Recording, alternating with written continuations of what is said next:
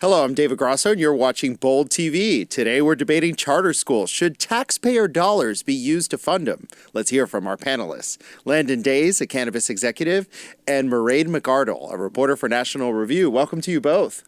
Thank you, David. Thank you for having me. So, President Trump wants to give a lot more funding to charter schools to the tune of $60 million. Good idea or bad idea? Let's go with you, Landon, first. Well, we always have to, with President Trump, you always have to look at what is his reasoning. So you always have to follow the money, which is a lot of people do make money off of charter schools through the tax credit system. I am not against charter schools. However, I am against the demonization of public schools because charter schools have an inherent advantage. When you can basically have a higher suspension rate, when you can cherry pick which students and families are going to be in your school, you're going to have an advantage. And that, yes, I do understand that some charter schools are outpacing our public schools, but people often and conveniently forget how many charter schools actually close because they do underperform. Okay, so there's a lot to unpack here, Mairead. Okay, let's talk first about charter schools coming at the detriment of regular public schools. Public schools do lose money when more funding is siphoned off to charter schools. But you have to look at the results and the data, right? So parents want charter schools for their kids, and more since 2000. Competition has helped. Competition is a good thing, yes. Yeah, and what's the problem with that, Landon? Like, I'm a parent, I want my kid to go to the best school. Like, is it my responsibility, and should my kid suffer because our public school system is broken?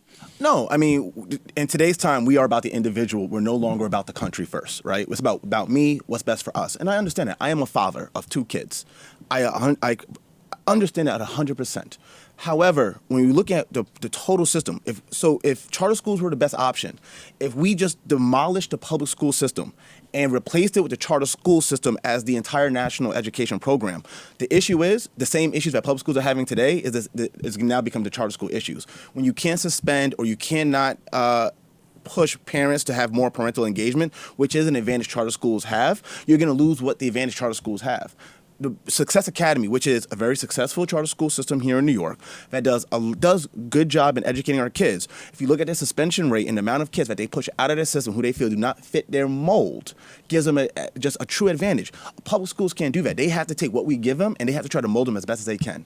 But that can't be the only issue, Mairead, can it? It's not the only issue. And even if we gave more funding to charter schools, they are still exempt from the pressure of teachers' unions, and they're exempt from a lot of government regulation that tends to stifle academic flourishing and the choices that students receive when they have the choice of choosing between many different charter schools.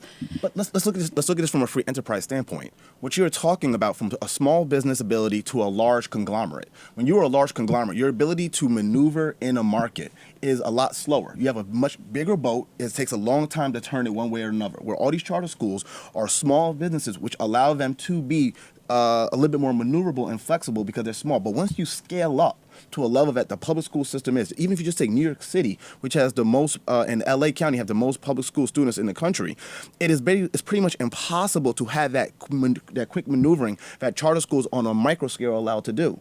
So I understand charter schools are better in the micro sense, but if you take that and try to scale up to a macro level, they're going to have the same issues that the public schools have. Okay, charter schools have great success rates, and he says it's because of cherry picking, but it can't only be because of that. No, it's not part of cherry picking. And what comes to mind for me is the Rio Grande Valley in Texas.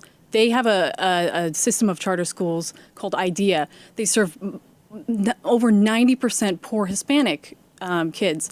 And those kids are actually poorer than the ones who attend the traditional public schools around them.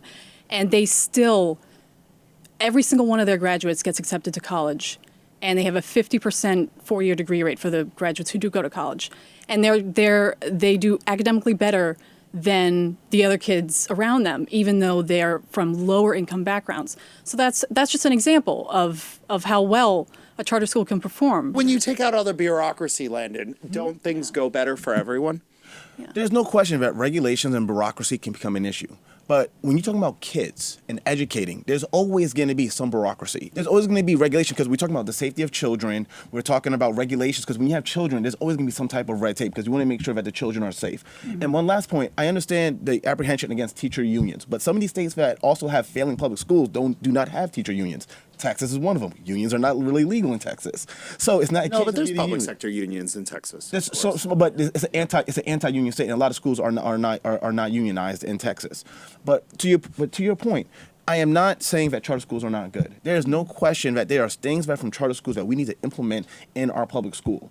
But when you take it into the mass, what helps charter schools be successful, I do not believe can be truly replicated and scaled up. So what we are saying is, let's give more money to charter schools. But that means we also have to say we are also going to leave certain people behind. We're not going to go to the regular public system that serves the most people. Landon, would you send your kids to a charter school? I would send them to a charter school if it was not co-located, meaning a charter school is not taking space within another public school. It's its own building, kind of like Harlem, Jeffrey Kennedy School in Harlem, and that they make sure they have a true impact in humanities, arts and culture, and physical education, and not just teaching to the test. In that case, I would be willing to send my son to a charter school. Okay, Mairead. I would send them to a charter school, and I was actually homeschooled, so I'm even a step further removed from that. So. Why would you send him to a charter school? They're better. There are many more options. Whatever the child needs, they get that personal attention, and I can attest to that as someone who got a lot of personal teaching attention. And I think it's better to give your kids as many options as you can. Thank you both for joining me for this very spirited panel. Thank you so much. Thank you. And thank you for watching. Have a great day.